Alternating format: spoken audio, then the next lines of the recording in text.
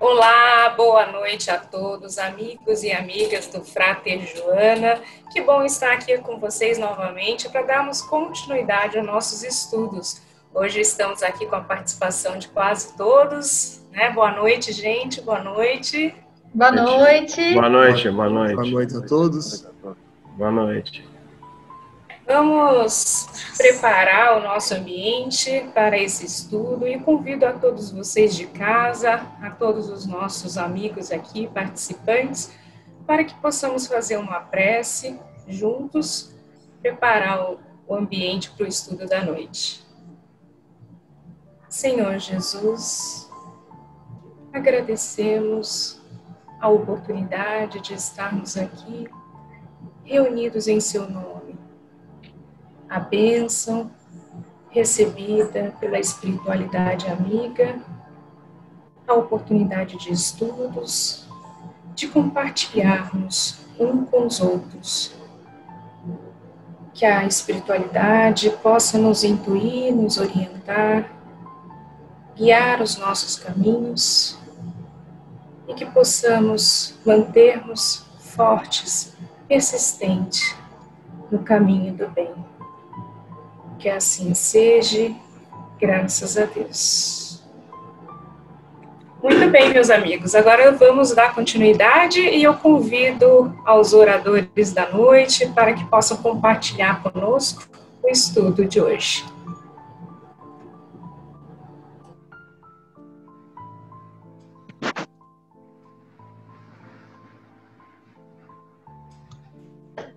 Boa noite a todos.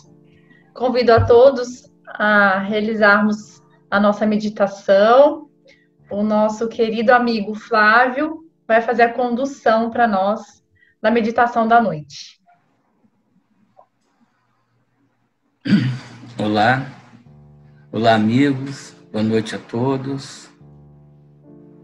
A meditação que nós praticamos aqui é a meditação recomendada por Joana de Ângeles, que ela recomenda como terapia, né, mais como terapia, e também como os melhores recursos para uma incursão interior. Você pode fazer a meditação de olhos fechados, de olhos abertos ou semicerrados, olhando para a ponta do nariz, mas sem foco.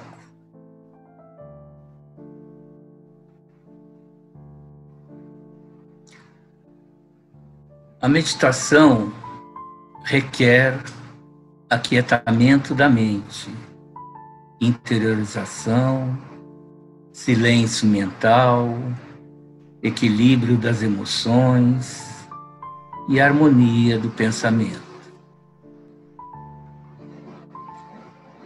Enquanto você busca uma percepção para além da mente, foque sua atenção na respiração. Inspire e expire.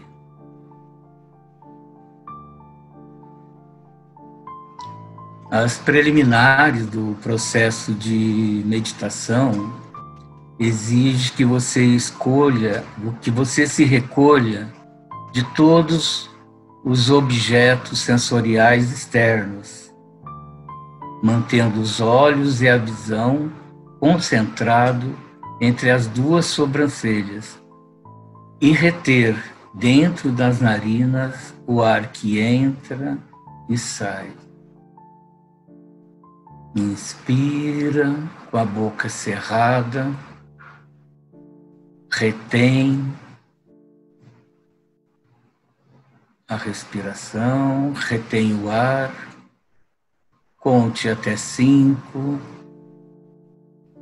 e expire com os lábios ligeiramente abertos.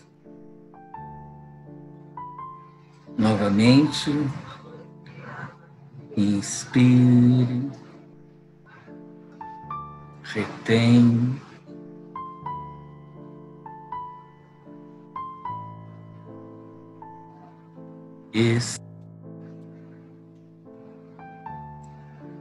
Suspender a respiração é obviamente mais difícil do que muitos imaginam, né?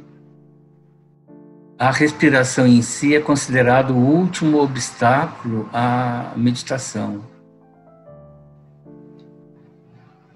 A respiração tem que ser suspensa para eliminar totalmente o gás carbônico retido nos pulmões, conforme observa Joana de Ângeles, e também estimula a entrarmos no estado mais profundo de meditação.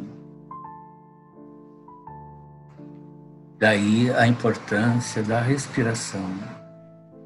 Isso não é fácil, né? De modo que temos que trabalhar com isso da melhor maneira que possamos. Mantenha seu corpo, pescoço e cabeça alinhados e continue a controlar os sentidos e a mente. Assim, com a mente livre de agitação, de medo, de desejos, você está apto a iniciar a meditação.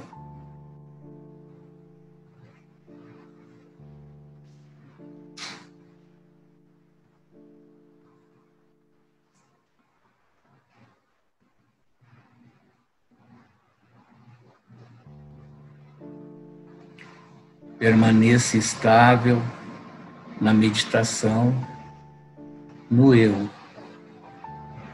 Assim como a chama de uma lamparina não tremula em um lugar sem vento.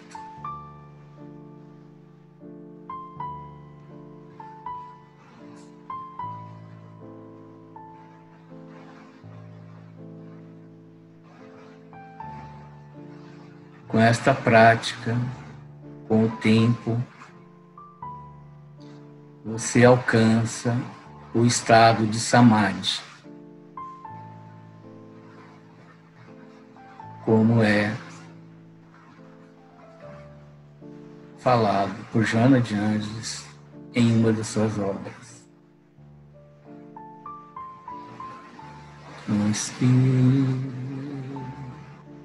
expire.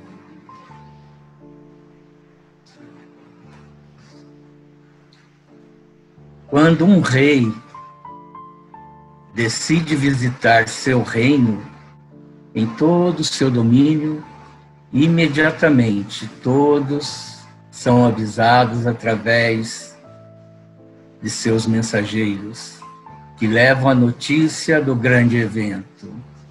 E todas as províncias, todas as aldeias, cidades e vilarejos são comunicados da vinda, da visita do rei.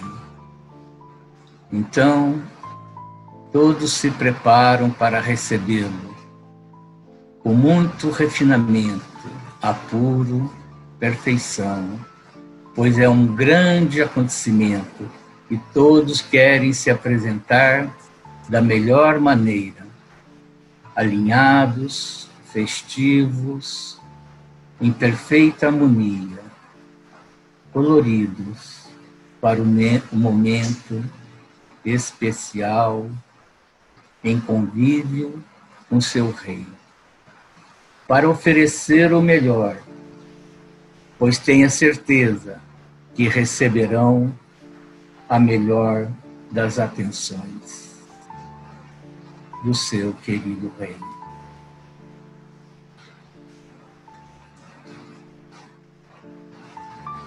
Então,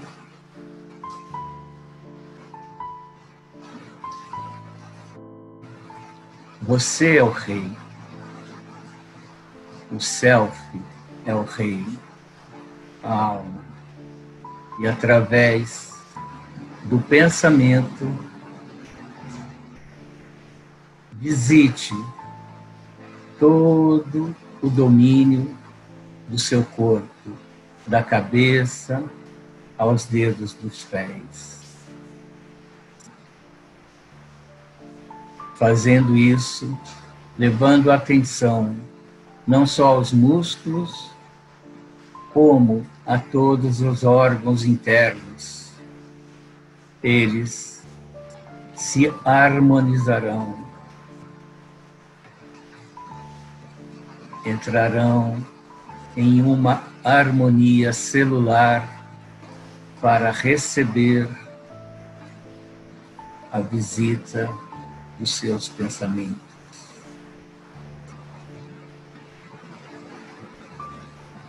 As células individuais de cada órgão se preparam num estado perfeito de harmonia.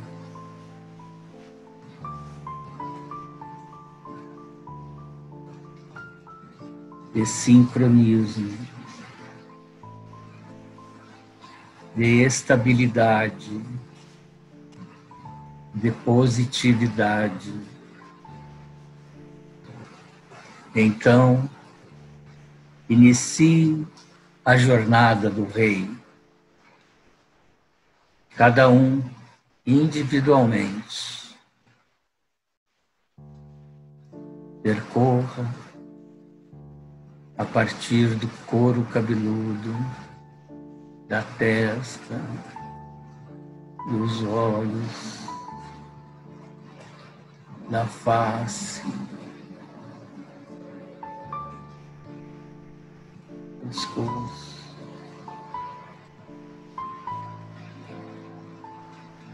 leve atenção nessa visita de harmonia, de paz, de saúde.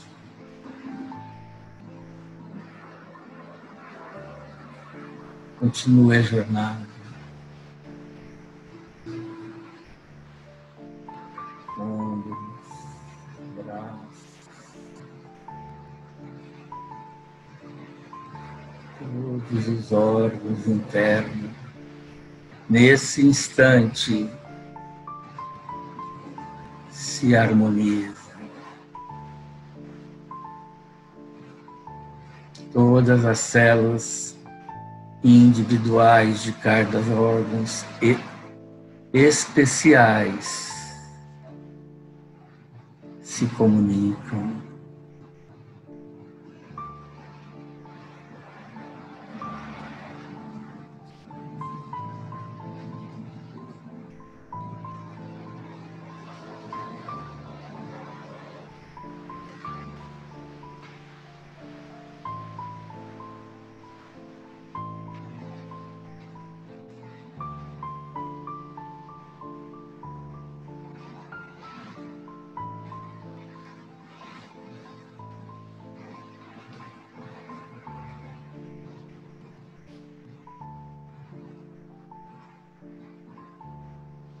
O Rei termina a sua jornada e volta para o seu reino.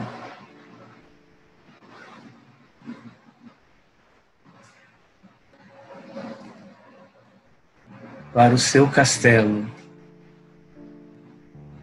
que fica no interior do cérebro, no ponto entre as sobrancelhas, logo atrás do globo ocular. Ele volta para o castelo, que tem um jardim colorido, um regato cantante e um bosque perfumado,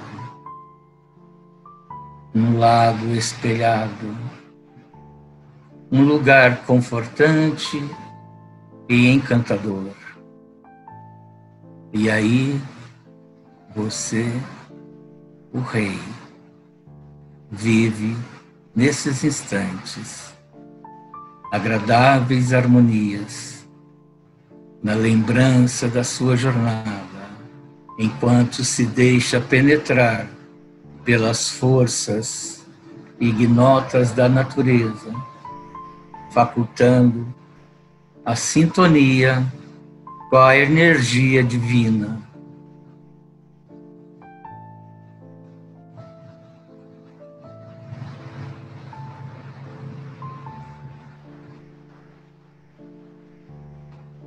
Nesse instante, espíritos superiores te observam.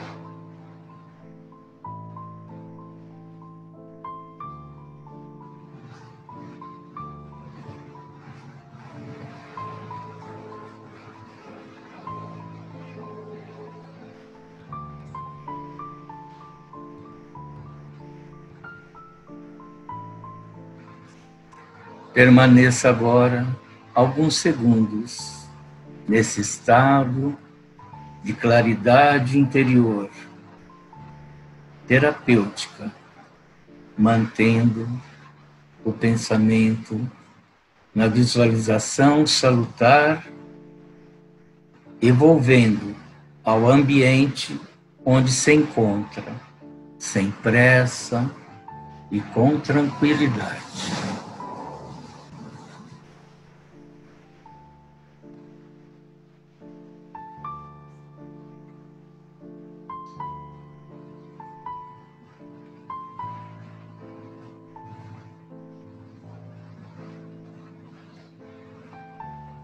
Muita paz.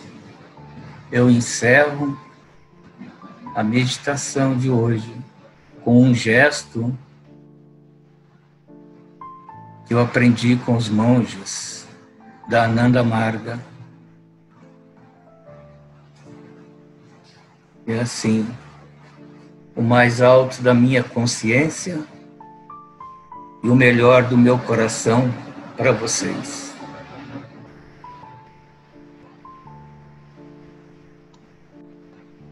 Muito bom! Que delícia, né? De meditação. Muito obrigada, seu Flávio. Bom, então, continuando aí os nossos estudos, hoje nós vamos conversar um pouco sobre este livro maravilhoso, Vida, Desafios e Soluções. Nós estudaremos o capítulo 8, onde Joana trata do autodespertamento inadiável. Primeiramente, para a gente estudar esse capítulo, a gente precisa refletir um pouco sobre o tema em si, né? Autodespertamento. Nós precisamos acordar. Nós estamos em sono. Nós não estamos conscientes, nós estamos inconscientes. Então, é o convite de Joana ao autodespertamento. Ao sairmos da nossa inconsciência e irmos para a nossa consciência. E é inadiável, porque nós não podemos esperar. Nós estamos sendo convidados a uma nova era, que é a era da consciência, do mundo de regeneração. Então, o livro, esse capítulo, na verdade, ela divide em 4 partes. Nessa primeira parte, ela começa dizendo do despertar do si, né? Joana diz que nós estamos em sono espiritual. O Novo Testamento, ele tem várias passagens que Jesus também diz a mesma coisa que Joana. Fala que nós estamos em sono desde aquela época, quando Jesus estava encarnado conosco, né? No capítulo 9 de Mateus, versículo 24, existe um episódio da cura da filha do Jairo. E Jesus fala: retirai-vos, pois a mocinha não morreu, mas dorme. Lázaro não morreu, mas dorme. Então, nem uma hora foste capaz de velar comigo, no episódio onde Jesus vai orar no Getsêmani, né? E os 3 apóstolos caem em sono. Então, o sono no Evangelho de Jesus é muito simbólico, porque simboliza justamente esse nosso sono espiritual, né? E esse despertar do si nós precisamos lembrar do conceito principal, que é o conceito do si, que é o conceito do self, né? São sinônimos, o ser superior. E o si, na verdade, é o nosso eu verdadeiro, né? E precisamos diferenciar o nosso eu verdadeiro do que nós estamos. Nós estamos ego, né? Então, é aquela diferença do ego e do self. O si, ou o self, é a nossa parte divina, a parte divina do ser, que é o espírito. É a centelha divina fadada à perfeição.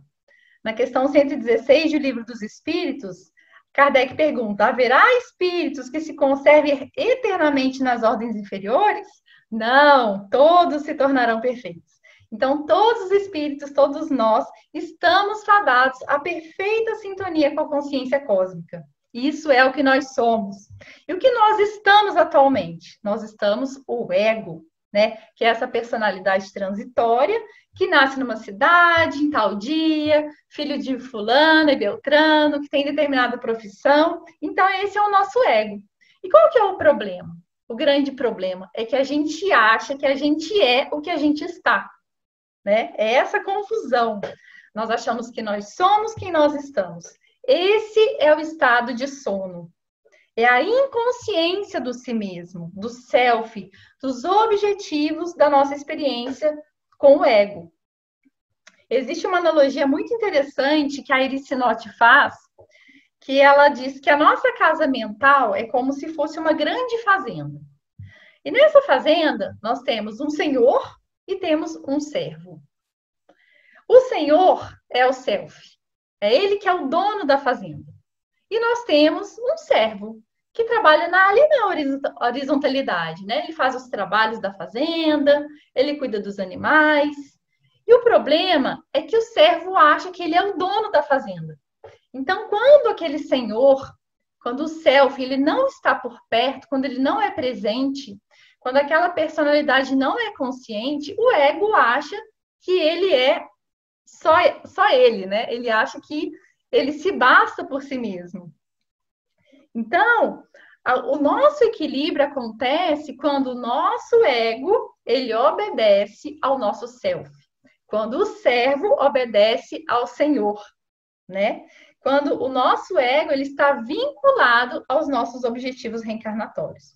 E a Joana fala que a humanidade caminha em estado de sono. Ou seja, nós não estamos conscientes, porque todos os objetivos da nossa encarnação são egóicos. Estão voltados para a nossa personalidade atual, para o que eu estou e não para o que eu sou, né? E até mesmo, assim, nós espíritas, né, nós temos que prestar muita atenção nisso, porque o simples fato de acreditar que somos espíritos, que vamos reencarnar, não nos torna seres espirituais despertos, né? Quando os nossos objetivos existenciais não se modificam, nós não estamos despertos. Então, ela diz que nós caminhamos como humanidade muito mais na horizontalidade, que aquele nasce, cresce, trabalha, paga conta e morre, né? Então, nós vivemos nessa horizontalidade e somos consciências apaixonadas por interesses mesquinhos, né? Política, futebol, Big Brother. Estamos mergulhados em sombras, na tristeza sistemática, no mau humor, na depressão. Ou estamos fascinados pelo doentio narcisismo, né? Hoje, nas redes sociais, nós temos milhares de influenciadores. Isso é um doentio narcisismo. É o culto à própria personalidade, ao próprio ego, né? E para nós ascendermos, caminharmos um pouco na verticalidade, é necessário esse real despertamento do que nós somos, né? Nos libertando do personalismo. Essa questão do despertamento do personalismo, ela está intimamente ligada à questão 917 do Livro dos Espíritos, quando Kardec pergunta qual o meio de destruir seu egoísmo. Que o egoísmo, ele é o culto ao ego, ele é o culto ao personalismo. E aí o espírito de Fénelon responde que o egoísmo se enfraquecerá quando a vida moral for predominante sobre a vida material, Quando o nosso ego estiver equilibrado, saber a que veio, saber que é servo e que deve servir a um Senhor, que é o nosso espírito, né? Então nós estaremos finalmente dominando o nosso egoísmo, né? E ele continua que o egoísmo se assenta na importância da personalidade. Ora, o espiritismo bem compreendido e bem sentido mostra as coisas de tão alto que o sentimento de personalidade desaparece, de certo modo, diante da imensidade. Destruindo ou reduzindo a importância da personalidade, o espiritismo combate o egoísmo, que é o culto ao ego. Né? Então, nós passamos a despertar quando nós percebemos o nosso egoísmo. Então, Joana fala para nós que acordar do sono é ganhar consciência.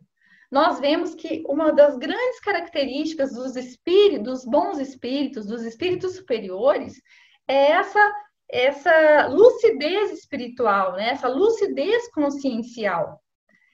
Então, tem 3 passos para a gente despertar do sono. O primeiro deles, conscientizar-se do que é. Né? Questão 134 do Livro dos Espíritos. Somos alma.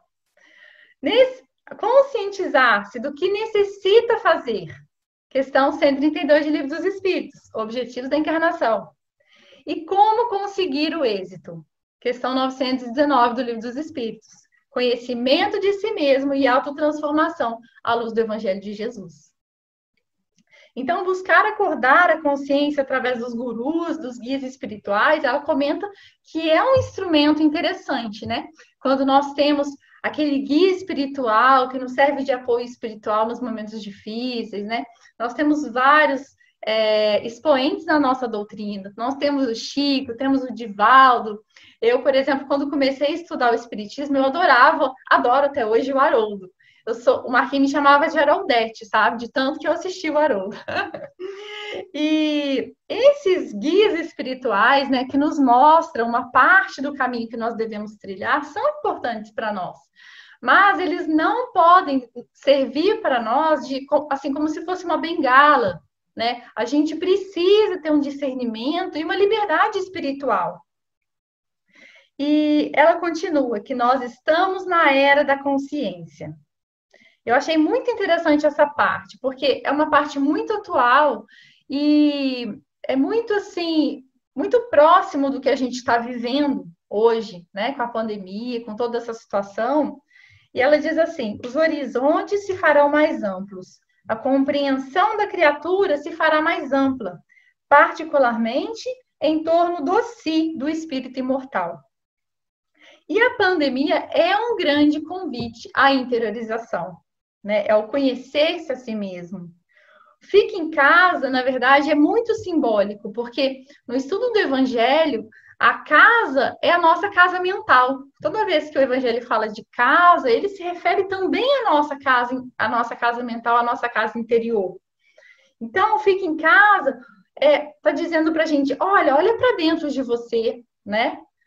Tira um pouco as vistas do futebol, da política, né? Tira as vistas do que está fora e vamos ver o que está dentro. Vamos cumprir o que está na questão 919 do Livro dos Espíritos. Será que hoje eu prejudiquei alguém? O que será que hoje eu preciso melhorar dentro de mim? Né? E a Joana, ela tem umas tiradas, assim, que, na verdade, deixa a gente até meio constrangido às vezes, né? Como que eu sei que a minha consciência está desperta? O que vocês acham? O que você acha, Fábio? Como que eu sei que a minha consciência está desperta? Tá aí uma boa pergunta, né? A gente que vive adormecido, né? Eu não sei se eu vou responder bem a sua pergunta, mas eu há pouco tempo estava lendo um livro do Rossano e ele falava sobre esse período da pandemia, né? Que nós fomos parar num deserto. Cada um de nós, né? Se volta para casa, o ego parou de ser aplaudido, o ego não tem a quem se mostrar, ou seja, de repente, na fazenda, o servo não tem o que fazer. E não tendo o que fazer, ele está tendo que olhar para si mesmo, para sua roupa, para sua vestimenta, para o seu corpo físico, para sua saúde, começar a tentar entender qual é a função dele naquela fazenda, porque ele começou a ver que as coisas funcionam também sem ele ali, naquele momento. Então, nesse momento em que o ego é reduzido por esse isolamento social que nós estamos sofrendo, né? A gente começa a se despertar, e talvez aí eu consiga responder um pouco a sua pergunta, quando a gente começa a se questionar sobre qual é o nosso objetivo de vida, né? O que nós estamos fazendo aqui. Tem um jargão espírita que é muito interessante, né?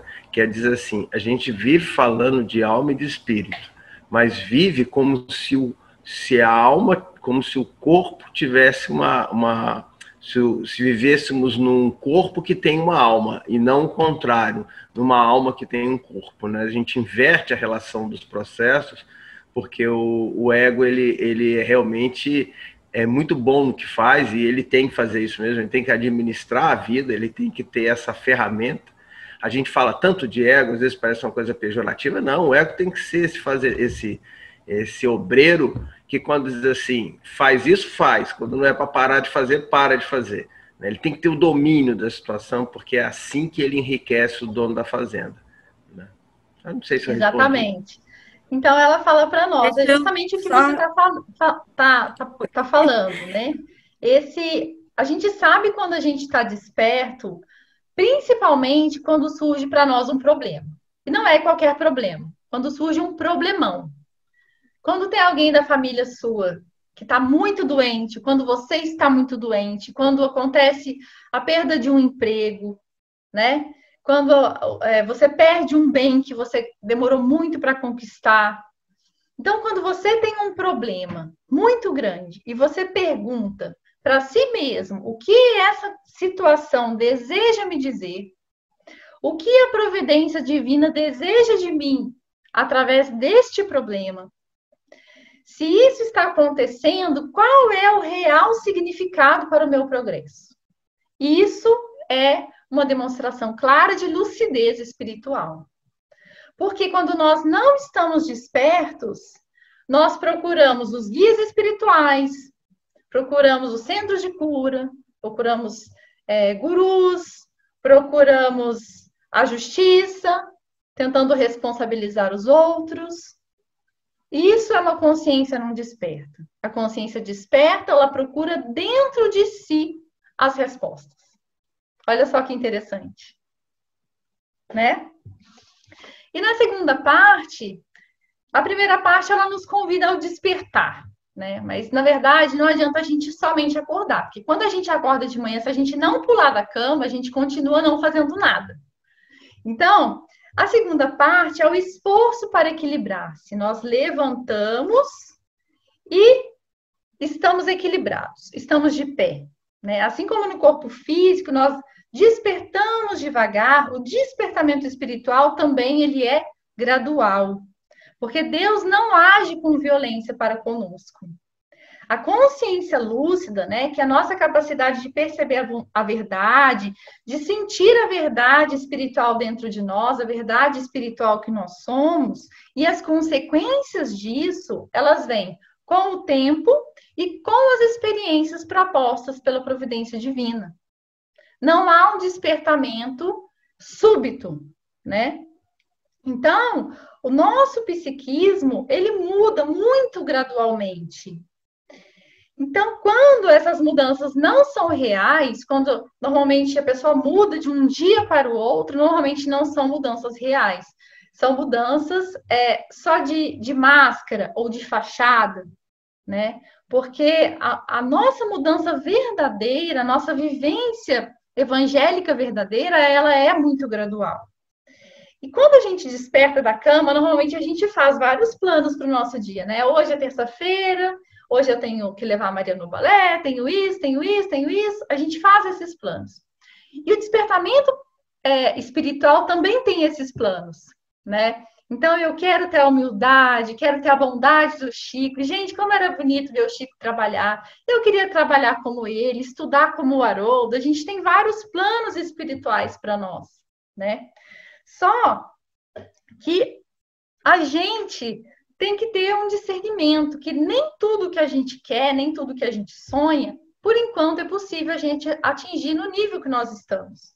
Então, ela nos ensina que se hoje nós não conseguimos atingir uma meta espiritual, por exemplo, a paciência, nós devemos fazer o trabalho de autoidentificação dessa falha, novamente a questão 919, e com tranquilidade refazer os caminhos, né? Hoje eu não consegui, amanhã eu vou conseguir. Corrigir os equívocos sem culpa, com tranquilidade, né? E se nós acertamos também o caminho, aceitar essa vitória sem extravagâncias, sem presunção, né? Não achar que de um dia para outro a gente virou espírito de luz, porque não acontece isso, a natureza não dá saltos, né? Então, o levantar vem logo depois do despertar. É o começar a agir, né? É o começar a despertar e começar a agir dentro da gente mesmo. Agir é o trabalho. E a Joana fala do trabalho externo, né, que nos favorece o desenvolvimento intelectual, técnico, o trabalho externo que paga as nossas contas, né, que ela fala de tempo horizontal. Novamente, o conceito de horizontalidade e verticalidade, né? E o Emmanuel chama muito de trabalho-ação ou trabalho-obrigação. Mas nós temos o trabalho interno, que é o trabalho dos nossos sentimentos, né? A Joana chama de tempo vertical, que é o tempo de trabalho que eu gasto para me verticalizar, para me melhorar, para me aproximar de Deus, né? E Emmanuel, ele nos fala que, na verdade, qualquer trabalho que nós realizamos, nós podemos utilizá-lo também como um tempo vertical, né? Desde que haja o concurso do amor e do sentimento, no trabalho interior ou no trabalho exterior, nós estamos realizando um trabalho que é útil para a nossa evolução, né? E a terceira parte, ela fala da disciplina da vontade. Nós já despertamos, nós já levantamos com equilíbrio e agora é preciso a gente se manter de pé. Porque, gente, é muito fácil a gente cair de novo no sono. É muito fácil. O mundo é lotado de distrações. É muito mais gostoso a gente descansar, né? Então, a disciplina da vontade é a permanência no trabalho de verticalização, no trabalho interior. Porque essa análise interna, essa verificação da nossa cegueira espiritual e o trabalho de despertamento, ele não é um trabalho fácil, não é moleza. Muita gente não dá conta do trabalho proposto na questão 919, né? Que é o trabalho profundo de autoconhecimento. Então, aí nós temos as fugas conscienciais, que variam ao infinito, né? Enquanto eu estou discutindo a falta do político, eu estou fugindo da minha consciência. Estou fugindo de mim mesmo. Quando eu estou criticando o outro, eu estou fugindo de mim mesmo, né? Quando eu dou uma desculpa para não comparecer nos estudos do Evangelho, nas tarefas assistenciais, eu estou fugindo de mim mesmo. Porque os estudos, as atividades, elas nos mantêm com a consciência lúcida. Então, para nós nos mantermos despertos e equilibrados, só existe uma solução, né, que Emmanuel falou para o Chico. Disciplina, disciplina, disciplina. E a disciplina, pessoal, é gênero, na verdade, onde estão inseridas 3 espécies: paciência, perseverança e autoconfiança. A paciência é a ciência da paz, né? É você não desistir porque você não conseguiu uma determinada meta. A gente acaba criando condicionamentos mentais em favor da faculdade de esperar.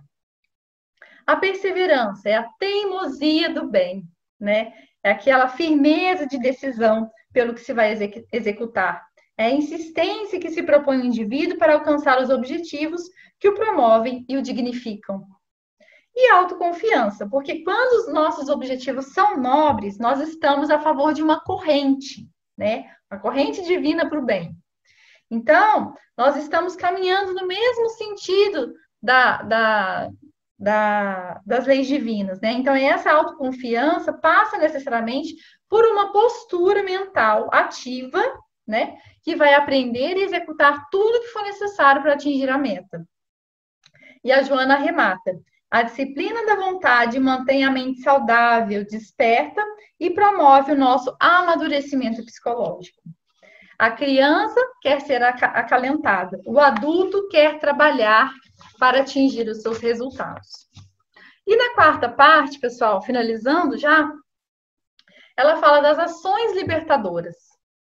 Nós já despertamos do sono, já pensamos na meta do dia, nós já levantamos, né? Ou seja, já iniciamos o trabalho do sentimento e nós já temos disciplina. E agora? O que que falta? O que que falta, Polly? O que que você acha? Ação, né? Ação, né? Tem que colocar em prática tudo isso, né? Não adianta a gente, é lógico, né? Isso tudo é um processo. A gente acha que é fácil, mas não é fácil, né? Nós estamos nessa batalha aí há quanto tempo, né, gente? Então, mas é um processo que ele está vindo.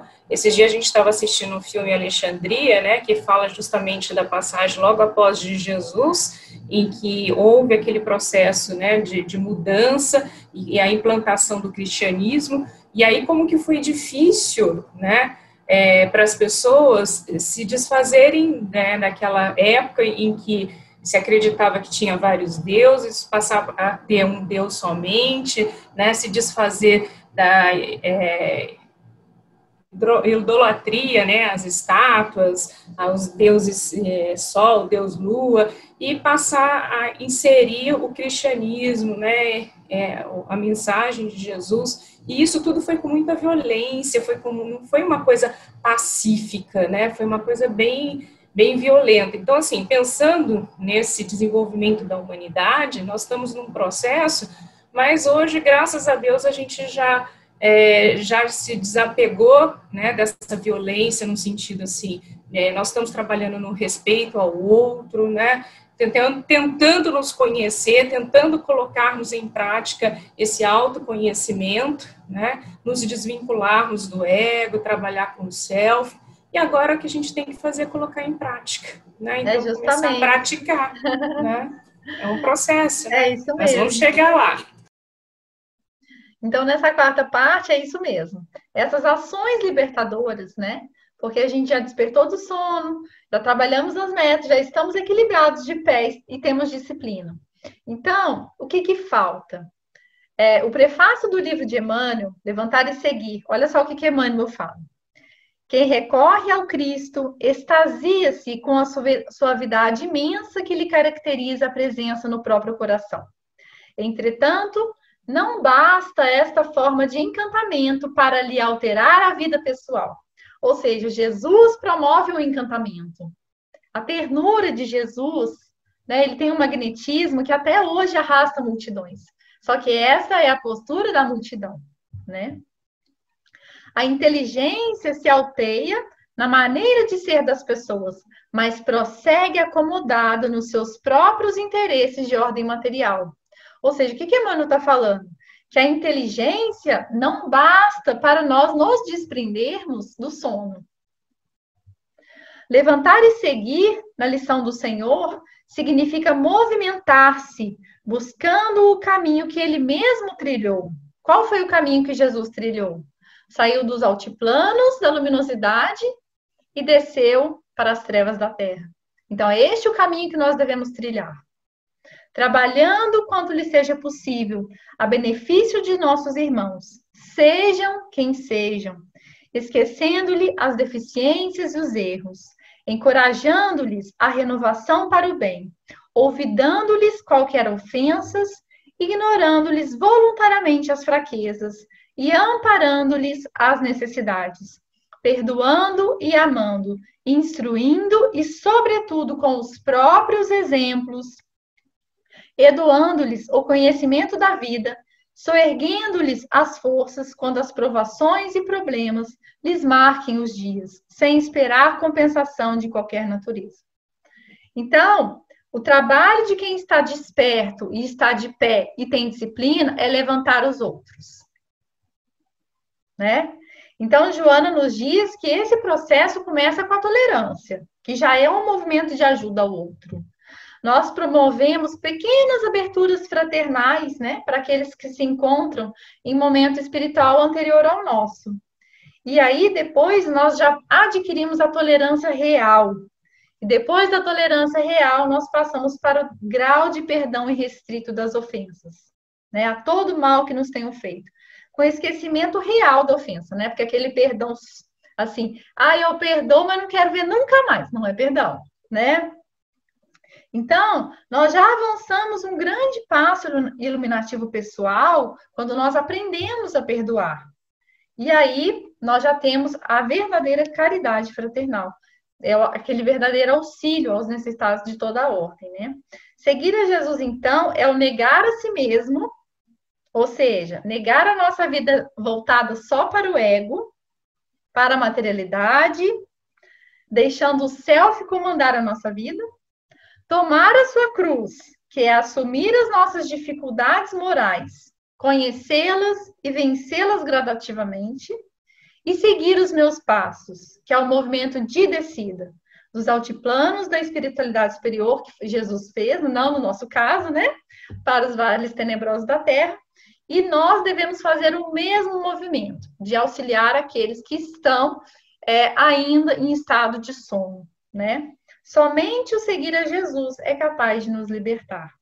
Então, essa quarta parte, né, de ações libertadoras, ela está intimamente ligada à nossa adesão intelectual e principalmente sentimental à vivência do Evangelho de Jesus. Então, esse foi o estudo da noite. Eu espero que vocês tenham gostado. Se vocês quiserem comentar.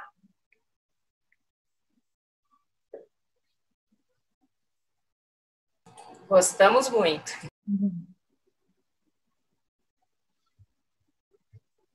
Seu Flávio, pode falar. Solta o microfone aí, Flávio, e pode falar.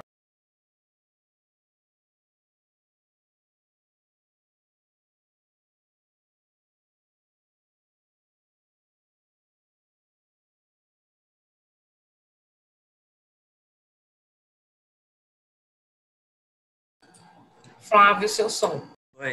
Assim, o autodespertamento, né? Você mesmo se despertar, o que ela chama atenção é o despertar para a realidade, né? Que muitas vezes nós nos mantemos ainda presos a essas ilusões que muitos estão, como a Cindy falou, né? As ilusões do mundo, da matéria, da mídia, né? As projeções, né? Então, é o despertar para a realidade da necessidade de seguir Jesus, de ajudar o próximo. A realidade também que eu acho, né, que é a realidade, essa realidade espiritual, realidade de transcendência, né? E só para concluir, nesse que a Cíntia comentou, nessa passagem do Lázaro, eu achei assim um ponto formidável. O Lázaro, ele estava em sono físico, né? Em estado de catalepsia. E Jesus o despertou. E o Lázaro acordou. A Joana de Anjos fala que ele acordou porque estava desperto já para a realidade. Senão, não teria ouvido o chamado do retorno. Né? Olha que interessante. Né? Então, eu acho que esse ponto da primeira parte, despertar, né? De estarmos preparados para um chamado, né? Especialmente esse que a Cíntia fez, esse chamado, né? Junto com Joana de Anjos, para seguirmos Jesus. É isso. Caiu a minha conexão aqui, gente, eu acho. Eu saí aqui durante uns segundos aqui. Todo mundo está me ouvindo? Sim. Eu não estava ouvindo o Flávio, por isso que estava estranho aqui. Cintia, esse tema que você está comentando faz... Não, primeiro, né, queria comentar alguma coisa. Essa forma com quem nós estamos estudando agora, eu não sei se as pessoas em casa vão gostar, mas a gente pessoalmente gosta bastante, né? Uma coisa mais participativa, mais espontânea, né? E assim, essa questão toda, né, desse despertar do viver, né, do existir para o viver, né? Tantos filósofos também já trabalharam esse assunto, com essa diferenciação entre viver e existir. Faz parte da evolução do ser humano mesmo, né? Mas mostra também que a gente não pode perder a fé, que a gente tem que acreditar que é possível, né? Eu acho que o único motivo pelo qual Jesus veio à Terra, né, encarnou na Terra, foi provar isso. É possível. Que é possível. Senão não teria sentido nenhum. Vim aqui simplesmente demonstrar suas capacidades. Ele não tem esse ego, com certeza, para que precise disso. Mas mostrar para a gente que aquilo que ele programou, que ele se fez, aquele caminho que ele, sou o caminho, a verdade, a vida, aquele caminho que ele nos ensinou a trilhar, é possível de ser vivenciado num corpo de carne, encarnado, numa sociedade primitiva, né, como é ainda, né, se nós formos ver bem, apesar do avanço tecnológico, do ponto de vista social, do ponto de vista... nós estamos vendo isso com a pandemia, né? Agora de forma descarada, né? Ela tornou todo mundo pelado, né?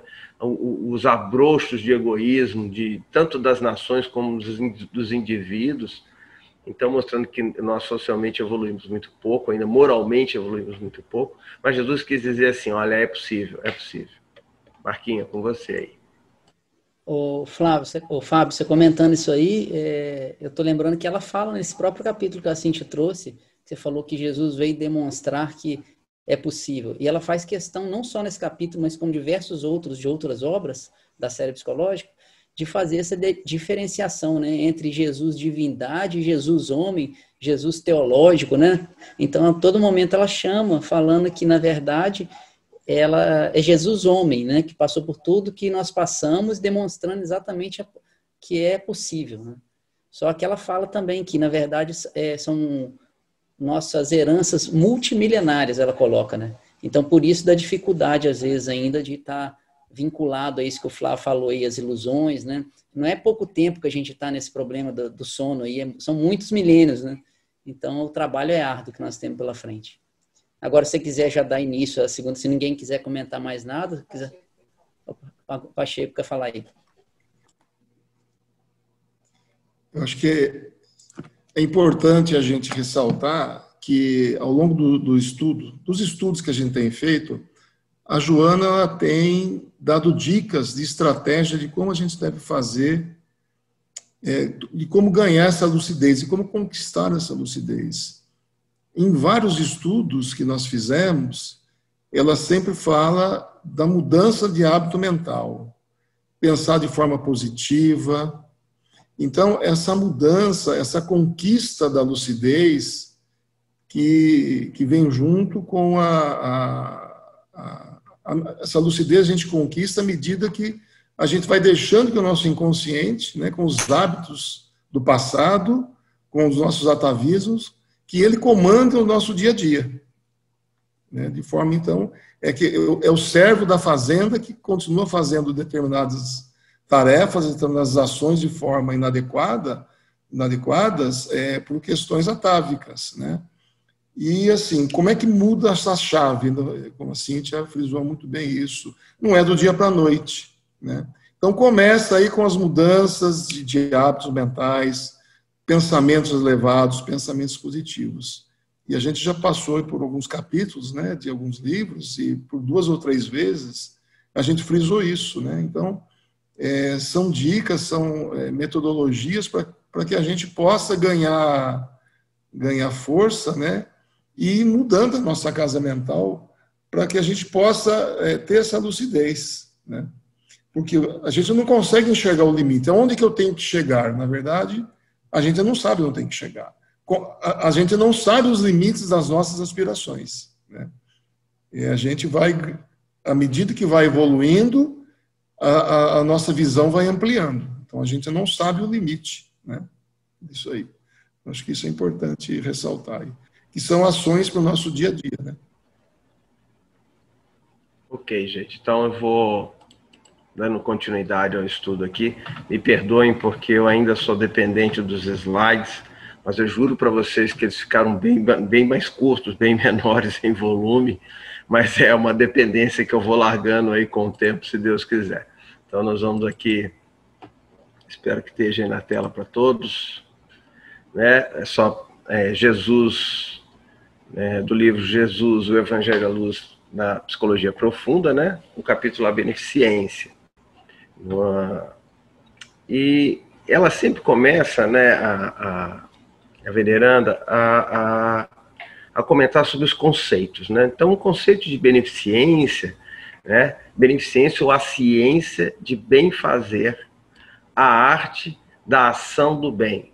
É, do ponto de vista da psicologia profunda, o compromisso de humanidade para com as criaturas no seu sentido mais elevado. Então, esse é o conceito.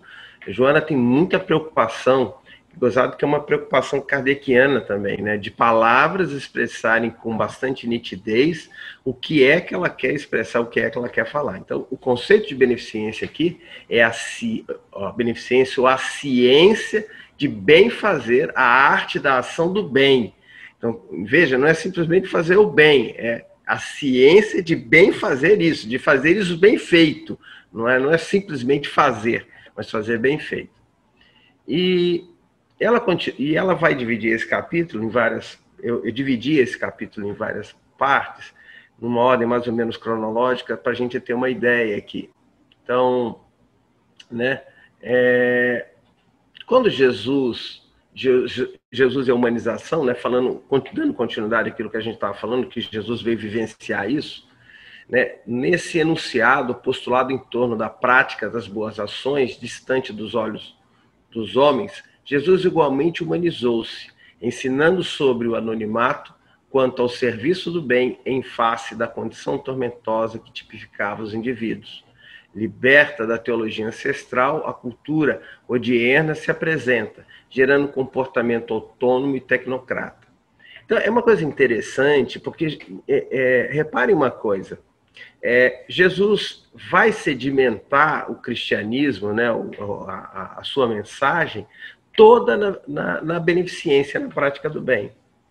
Isso, inclusive, é o instrumento pelo qual, provavelmente, o cristianismo cresceu tão rápido. Enquanto as outras religiões, os outros deuses pagãos, justificavam a condição inferior de sofrimento que o indivíduo tinha como a falta de merecimento, como não pertencia àquela casta, como não eram os reis filhos dos deuses, e os outros que não eram daquela herança, né?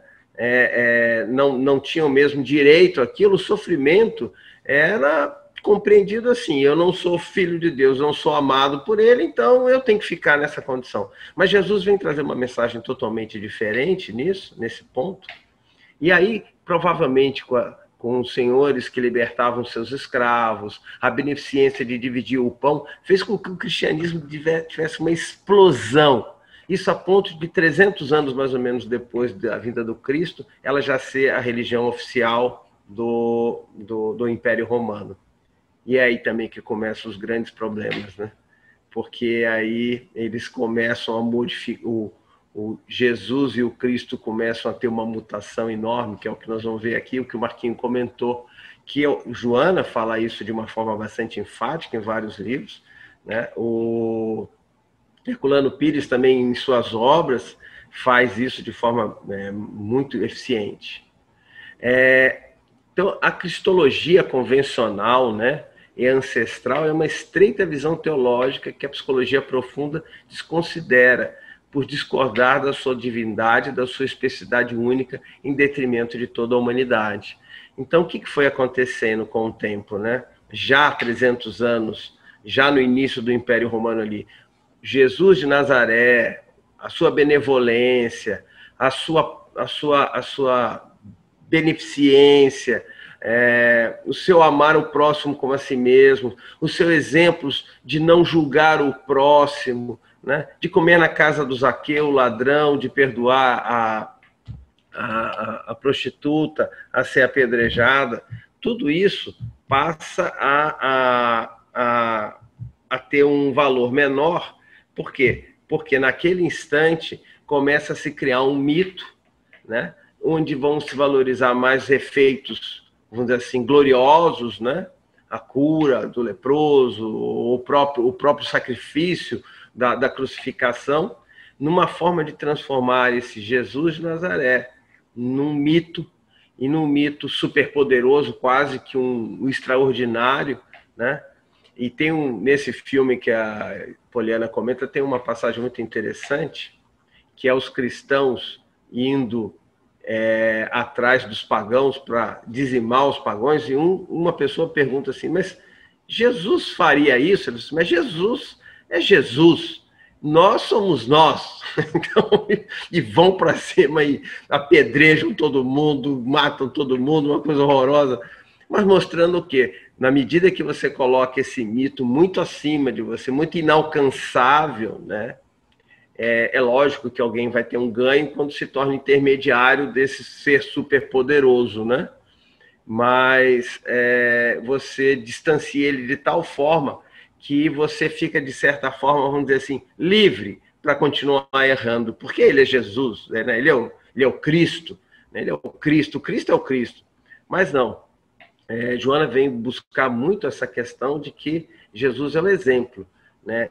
E a beneficência, ela tem toda uma instrumentação muito interessante. Vou ver mais à frente aqui, ó. Em que sentido? Não havia para esse autoconhecimento recurso melhor e mais oportuno que da beneficência, que se expressa mediante o anonimato das ações dignificantes, de forma que sua prática não receba o prêmio da gratidão do beneficiado, nem o reconhecimento do grupo social, oferecendo o mecanismo de exaltação da persona, que se rejubila com as homenagens, dificultando ao eu superior, né, o self, planificar-se em Deus, por haver fluído a recompensa ao orgulho e à vaidade através da glorificação dos feitos. Isso aqui eu achei fantástico, gente. Você sabe, eu vou comentar por quê. Essa beneficência que Jesus demonstra o tempo todo, desde o óbolo da viúva, né? Quem mais deu foi quem deu menos. Toda essa questão de não alardar a beneficência que você faz, ou seja, fazer a beneficência sem aplauso dos outros e também sem julgar o outro, né? Quando você consegue seguir esse exemplo, ou seja, ajudar, né, nesse tipo de beneficência, é uma forma também, da mesma forma que a gente faz uma projeção quando a gente comenta os defeitos do outro, aquela frase, aquele pensamento, quanto mais João fala de Pedro, mais eu conheço João, né? Porque tudo que a gente nota de negativo no outro é aquilo que a gente espelha. Aqui também na beneficência isso se faz, ou seja, na medida em que eu, numa prática real de beneficência, vou ajudar o outro sem julgar o outro, reconhecendo no outro os defeitos que ele tem e reconhecendo nele alguns méritos que também possa ter, eu também estou olhando para dentro de mim, vendo a mim mesmo, vendo as imperfeições que tenho, que ainda tenho que vencer, vendo alguns méritos que eu já consegui. E isso é de uma grandiosidade imensa, né? De uma grandiosidade enorme. Ou seja, é a forma de fazer esse autoconhecimento, essa passagem, viu, Cíntia? Sem dor, sem ter que estar doente em cima de uma cama, entravado, para ficar repensando toda a vida, sem ter que passar por uma pandemia dessa e você totalmente isolado. É quando você é capaz de, ao auxiliar o outro, com esse grau de desprendimento, sem julgar o outro, sem esperar aplauso do outro, e mais do que tudo, sem esperar reconhecimento do outro. Talvez seja o mais difícil. Sem esperar que o outro reconheça o bem que você está fazendo a ele. Quando você consegue fazer isso, você faz a beneficência, que é a ciência da ação de fazer o bem bem feito. E aí você reconhece a si mesmo e você começa a se autodescobrir também. Então esse é o caminho sem dor. É o caminho estreito, é a porta estreita, né? Que é esse despertar do sair das minhas satisfações, de contemplar esse ego com tantas coisas, que é tão cheio de necessidades materiais, para entender a necessidade do outro que está ao meu lado. E esse outro que está ao meu lado não é necessariamente o indivíduo carente só de carências materiais. Ele fala mais à frente aqui um pouquinho, né? E aqui, vocês viram como é que eu diminui os slides, esse é o penúltimo. Jesus, humanismo eu não consigo nem ler aquilo, está um pouco baixo para mim. Humanismo e humanitarismo. Esse sentido, né, de humanismo que se converte em humanitarismo produz a sintonia com a beneficência real ao contribuir com o pão para o esfaimado, o medicamento para o enfermo, sobretudo, porém, mediante a gentileza, a afabilidade, a compaixão em relação ao seu próximo, por meio da educação, do conforto moral aos padecentes, do esclarecimento libertador a todos que ignoram as verdades morais e espirituais da vida. E aí, gente, aqui abre um leque de situações, abre um leque de coisas. Por quê? Porque essa beneficência, ela pode ser material, e ela muitas das vezes precisa ser material, porque é o que o outro urge e precisa, e se é isso que ele precisa, é o mais fácil de fazer, e tomara que seja só isso. Ontem nós estávamos procurando um filme para ver que tivesse alguma coisa a ver com humanismo, eu estava procurando um filme da Irmã Dulce, e achei essa frase dela, né? Dê ao mundo o melhor de você. Mas isso isso pode não ser o bastante. Dê o melhor de você a si mesmo. Veja você que, no final das contas, é tudo entre você e Deus. Nunca foi entre você e o outro. E ela comenta uma coisa muito interessante no depoimento dela, que ela via que existia várias Calcutás pelo mundo inteiro. Mas que a Calcutá que ela vivia ali era uma Calcutá que tinha poucos problemas. Porque um cobertor, às vezes, chegava a cobrir 13 pessoas, porque as pessoas ficavam repassando o cobertor durante a noite para que todos não sentissem frio. Que ela sentia muito mais pena e tinha muito mais compaixão das pessoas que viviam dentro das suas casas, bem agasalhadas, com todo o conforto, mas extremamente isoladas, extremamente infelizes. Então, mostrando que essa beneficência que ela pode ser feita material, mas ela precisa ser feita muito mais no nível da atenção, no nível da indulgência. Eu acho que essa palavra hoje é uma palavra-chave nesse momento, numa sociedade totalmente polarizada, em todo mundo é professor de tudo, tem suas opiniões formadas, tem suas concepções, ouvir o outro, né? E se calar. E se calar, porque o outro, nas suas afirmações, às vezes, sem degladiar, sem criar, vamos dizer assim, arestas que não vão levar a lado nenhum. Eu falo principalmente dessas motivações políticas que a gente vive hoje aí, né? A beneficência de ter o ouvido de ouvir um lado, ouvir o outro, e você não vai convencer nem a fulano, nem a ciclano. Então a gente tem essa beneficência, essa indulgência de ouvir. E Jesus foi pródigo nisso, né? Em nos mostrar que essa beneficência pode ser feita de todas as formas possíveis. Não existe alguém que seja tão pobre que não possa dar e alguém tão rico que não possa receber. Eu trouxe aqui do lado um slidezinho de uma sugestão de filme, Como Estrelas na Terra, que acabou o filme que a gente conseguiu ver, foi esse. E é um filme muito interessante, porque fala de uma forma da gente fazer a beneficência dentro daquilo que a gente faz, porque a gente fica assim, quando eu aposentar, eu vou fazer uma obra de caridade. Quando eu ganhar quando ganhar na Mega Sena, então? Quanta gente, quando ganhar na Mega Sena, vai resolver o problema da pobreza de não sei quantos, não é verdade? É isso que a gente sempre tem esses jargões para falar. Mas esse indivíduo aqui, essa criança, é uma criança que tinha uma dificuldade de aprendizado muito grande. E esse filme mostra essa criança dislexa sendo humilhada pelo contexto social que ela vive, inclusive pela própria família, se isolando num sofrimento horrendo, né? Horrendo, se esvaziando. A gente vê o ator, vocês vão ficar impressionados com esse ator mirim. Ele tem uma capacidade de passar isso com uma exatidão.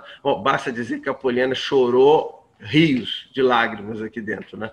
E o professor, e numa dessas escolas, então cada vez que ele não ia bem, ele ia para uma escola mais apertada, uma escola mais difícil, porque achavam que ele era vagabundo, que ele não queria estudar, ninguém reconhecia suas dificuldades, até que esse professor, que viveu o mesmo problema da dislexia, resolve investir nesse garoto. e muda a história de vida desse garoto, totalmente. Isso é real beneficência, gente. Não precisa sair da onde está trabalhando, não precisa fazer nada de excepcional, não precisa gravar seu nome na história, não precisa ser um mártir, mas precisa ser a pessoa que faz a diferença na vida do outro. E esse outro é qualquer outro. É o irmão, é a esposa, é o filho, é a mãe, é o pai, é o vizinho, é o indivíduo que está necessitado, é o indivíduo que você percebe a necessidade dele, e ao perceber a necessidade dele, você vai em busca de contemplar essa falta, essa carência que ele tem. Então, beneficência, num sentido assim, maior, vamos dizer assim, né, é esse despertar, Cíntia, que a gente começa quando a gente começa a não mais se preocupar com o que eu preciso, mas do que o outro precisa, com o que eu quero, mas com o que o outro também precisa. E ao ver essa necessidade, seja ela emocional, seja ela material, né, seja ela simplesmente o calar de um comentário que a gente não leva para frente, né? Tudo isso é uma beneficência e isso faz nos enxergar um pouco melhor. Viu, gente, como é que eu fui curtinho? O próximo slide é só isso aqui, é uma passagem de Emmanuel. Eu vou tentar tirar vocês um pouquinho da frente para me ler aqui, deixa eu ver se eu consigo conseguir. Todo pão que repartes é valor que acumulas. Agasalho que dês, faz-te apoio a ti mesmo. Coragem que transmitas é uma luz que te segue. Ofensa que perdoas é a paz que te acompanha. Não espere dos outros compensações quaisquer. De todo bem que faças, a resposta é de Deus. É do nosso self, né? É desse Pai maior que está dentro de cada um de nós também. Espírito de Emmanuel, Médio Francisco Cândido Xavier, livro Recados do Além. Então, só gratidão de vocês terem me ouvido, e aí eu abro a palavra para vocês comentarem aí, fiquem à vontade, ok? Deixa eu fechar a apresentação que a Poliana me ensinou. Peraí, só um minutinho aqui que eu já vou conseguir fechá-la aqui. Pronto. Muito bom, Fábio. Nossa, parabéns, excelente estudo. A beneficência, na verdade, ela também é, assim, como você falou, ela é tão ampla, né? Eu me lembrei de uma situação que eu estive num encontro, né, no tribunal, onde estavam sendo premiadas algumas ações de colegas, né, que, na verdade, ultrapassavam o seu dever, né, de servidores públicos. E teve uma história que me tocou bastante, que eu me lembrei agora na questão da beneficência. Uma chefe de cartório eleitoral no interior de São Paulo, ela, ao realizar a eleição, né, a eleição 2018 foi uma eleição muito difícil, com aquela polaridade muito grande, fake news, ataques contra a justiça eleitoral, uma situação muito difícil mesmo. E ela se deparou com uma situação de um mesário, que era surdo-mudo, e o sonho da vida dele era ser mesário, né? E no meio de toda aquela confusão, de toda aquela milhares de atividades, né? A gente normalmente chega muito cedo, sai muito tarde, final de semana. Ela conseguiu fazer uma reunião com a equipe dela. Ela reuniu todos os funcionários, né, do cartório, e ela promoveu um treinamento para que a sua equipe desse suporte para esse mesário, né, surdo-mudo, para que ele pudesse efetivamente atuar como mesário no dia das eleições. Eu achei aquilo tão incrível, porque, na verdade, ela saiu de si mesma de uma tal maneira, e o dia que esse mesário conseguiu trabalhar nas eleições, a mãe dele disse que foi o dia mais feliz da vida dele. Foi o dia mais importante da vida dele, foi o dia que ele foi reconhecido como um cidadão brasileiro, apesar da sua deficiência. Então, é uma história, assim, quando ela contou essa história, na verdade, é uma história que nos toca muito, porque trata do amor, né? É esse amor que a gente tem que ter verdadeiramente para os nossos semelhantes. Essa é uma ação evangelizadora. Ali naquele auditório, ela estava evangelizando aquela plateia. E não teve uma pessoa que não chorou. Nenhum. Todos saíram chorando. Porque, na verdade, foi foi uma lição de vida para todos nós, né? Que muitas vezes acabamos fazendo apenas o nosso dever de casa, né? Fiz o meu dever e vou para casa ficar com a minha família. Ela passou muito além do dever. Então, é essa luz que Jesus nos ensina, né? É isso que nós devemos oferecer aos outros. É isso aí, é isso aí mesmo, Cíntia. Acho que esse é o caminho, sabe? E eu acho que um grande aprendizado que eu tive quando nós começamos o trabalho do Amor Exigente, na questão da espiritualidade, e ela ser um trabalho plurireligioso, né? Foi ver essa necessidade que nós temos que ter de ter tolerância com a crença do outro, seja ela qual for. Sair dessa história do que eu acho que eu tenho um caminho de salvação, que eu graças a Deus, a doutrina espírita não tem que salvar a gente de nada, porque a gente não vai nem para o céu para o inferno, então a gente não tem essa questão de salvação, mas de uma forma geral, a gente às vezes afoito pelo lado que a gente encontrou, vamos dizer assim, de expressar melhor a nossa espiritualidade, a gente às vezes fica afoito de fazer determinados comentários. Então esse calar, essa indulgência de se calar, de se fechar e de respeitar que o outro acredita e pensa naquilo, eu acho que foi uma das lições também que eu achei muito interessante. E assim, acho que esse padre Haroldo que fundou esse Amor Exigente foi iluminado realmente nesse momento, quando viu isso, vislumbrou isso, né, de que tinha que ter essa beneficência, essa indulgência de aceitar todo e qualquer tipo de crença e aceitação dentro daquele processo. E nós estamos vivendo esse momento, né, esse momento que nós temos que sair de dentro de nós para auxiliar o nosso próximo. E a forma com que nós temos que fazer isso hoje, no meio dessa pandemia, é o exemplo que nós temos que dar. O exemplo de usar máscara, o álcool gel, de manter distância, de falar não para os familiares que quando ligam para a gente querem se reunir, para os amigos, para uma série de situações, né, que são frustrantes, mas elas têm um compromisso de beneficiar também, não só a nós, mas o próximo também. Mais alguém aí? Ilma, Pacheco, Nélio, tá tão quietinho, Nélio? Fala aí, Nélio.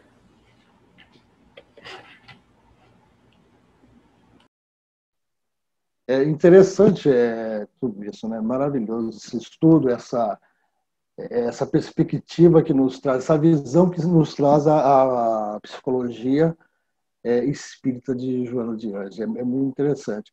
E gostei muito do seu estudo também, quando ele diz dessa arte de enxergar a necessidade do próximo, né? Eu acho que esse autoconhecimento nos traz isso, porque à medida que a gente conhece as nossas imperfeições, porque esse grande processo o ego, quando ele conscientiza uma imperfeição, e ele vai tratar junto ao self, né? O que é isso, né? Esse é o método, né? Como é que eu vou tratar? Qual a solução para isso, né? A gente acaba encontrando empatia no próximo, porque a gente começa a ver que a imperfeição do próximo, ela também nos incomoda no sentido de que é própria, né? Então, a maneira o perdão que eu quero para mim, eu quero para o próximo. O benefício que eu quero para mim, eu quero para o próximo, porque eu enxergo a necessidade do próximo. Tem uma passagem muito interessante que eu não consegui deixar de pensar em outra coisa quando você dizia nessa arte de bem entender ou de enxergar a necessidade do próximo. Tinha uma reunião do Chico. O Chico estava no Luiz Gonzaga em trabalho de psicografia. De repente, uma senhora invade a reunião e ela vai falar assim, Chico, e parou a reunião. Quando parou a reunião e todos ficaram olhando, e ela interrompe no sentido de que ela entra e fala, Chico, ela numa sexta-feira, ela fala, meu marido foi buscar meus pais com 2 filhos meus, os meus únicos 2 filhos, para o final de semana em casa. E acontece um acidente. Todos eles morreram. O Chico, não tenho mais família. Eu estou sozinho. Aquele silêncio toma conta da reunião. Porque agora vem uma participação, e nós espíritos às vezes temos isso, uma participação egóica. Às vezes até de colocar um conhecimento no momento em que é de dor. Não é um momento de instruir.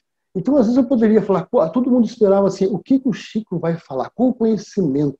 Qual passagem? Né? Qual o jargão espírita para consolar aquela senhora?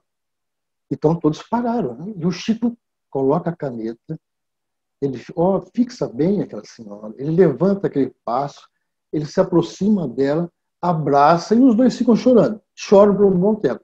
E daí o Chico vai falar para ela assim, minha irmã, fala baixinho para ela, minha irmã, volte sempre. E pronto. Ela, depois de chorar bastante, ouvir a minha irmã, para quem não tinha mais família, ganhar uma família, ouvindo, ou ganhar um irmão, né? Quando ele diz, minha irmã, volte sempre. Era tudo o que ela necessitava naquele momento. Então, essa ciência de enxergar a necessidade, essa visão psicológica da dor do outro, eu acho que é muito importante.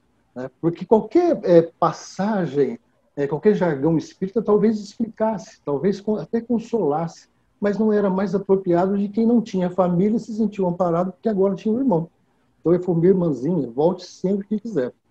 O Chico volta, né? E depois ele diz para dois amigos, fala assim, olha, acompanha e ajuda ela a cuidar do velório, as despesas e tudo mais. Tá? Então, eu acho que essa visão, essa arte de, como você disse, né, Fábio? Essa visão, essa arte de enxergar a necessidade do próximo é uma coisa assim que a gente precisa aprender e nós vamos aprender com essa psicologia espírita. Tenho certeza. Nélio, tem uma passagem também, e tem aquele que não tem condição de fazer nada. Está entrevado numa cama, e como é que ele vai ajudar os outros, né?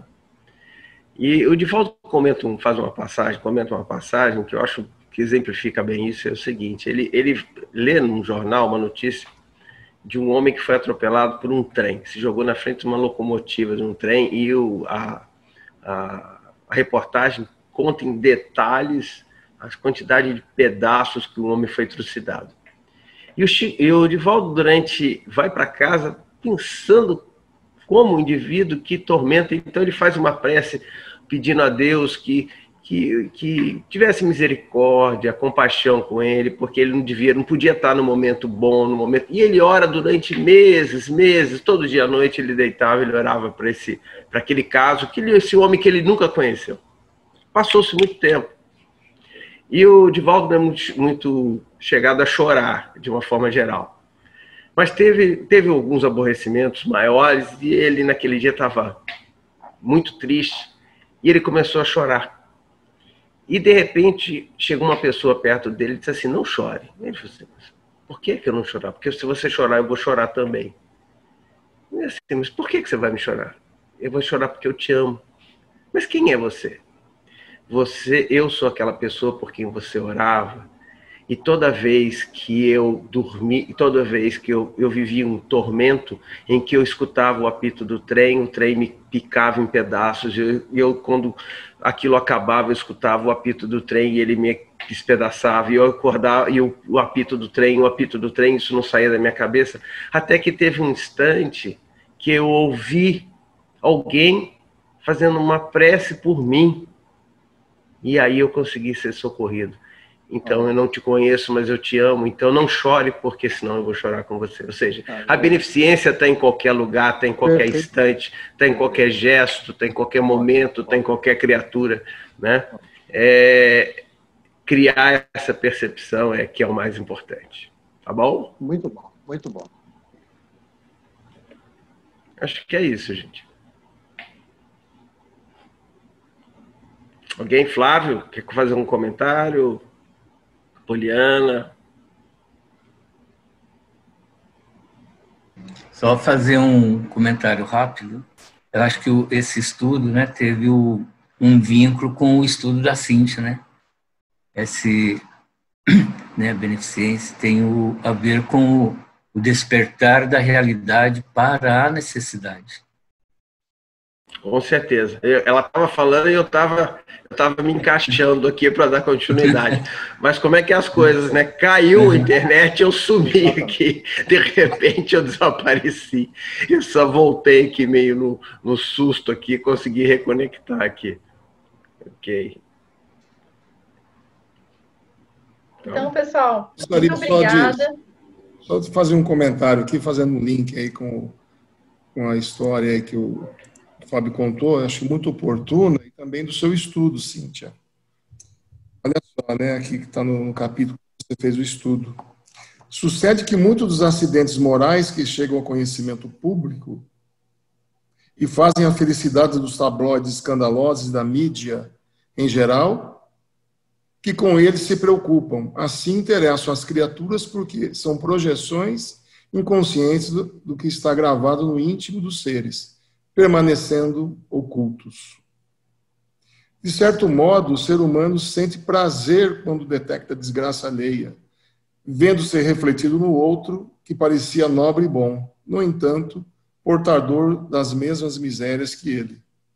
Como consequência, compraz-se em divulgar o fato, hipocritamente, algumas vezes, dando a impressão de lamentá-lo quando está aplaudindo e ampliando a área da informação malsã. E aí continua, né? Então você veja que as pessoas às vezes almejam fazer grandes feitos em nome da beneficência, acham que nós temos que imitar Jesus ou imitar a Madre Teresa, e não precisa, né? Um simples fato, assim, uma simples oração, assim, feito de coração, lá do íntimo, né?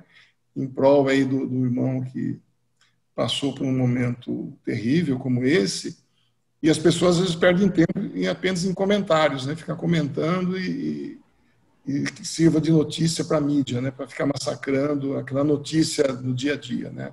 Então veja só quantos exemplos e quanta coisa pode ser feita, né? Em nome da beneficência em prol do outro.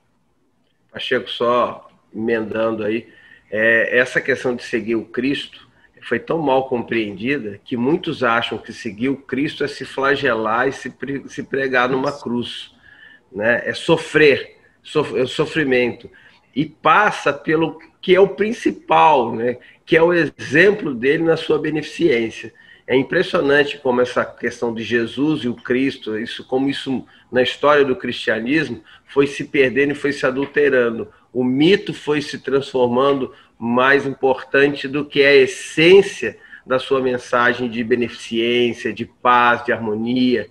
Jesus não veio à Terra para que todo mundo fosse pregar, para segui-lo e ser pregado numa cruz. Pelo contrário, para que a gente se amasse, fosse de uma felicidade que só ele, encontrando e tendo a misericórdia de ver a nossa inferioridade, veio aqui para nos esclarecer, né? Eu acho que tem uma frase no último estudo que sintetiza isso. Se eu estiver enganado, vocês me corrijam, mas eu acho que é assim, leia Jesus com os olhos. Então, siga o exemplo do Jesus homem, né? Porque ele fez questão de se submeter a todas as imposições, né? da época, né? Da realidade em que existia na Terra, para mostrar que é possível, sim, crescer, evoluir, ser uma pessoa virtuosa dentro desse mundo. Acho que é isso.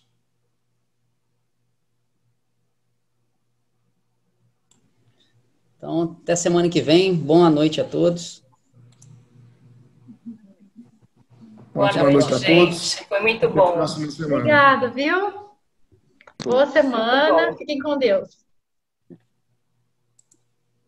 Tchau, tchau, tchau a todos.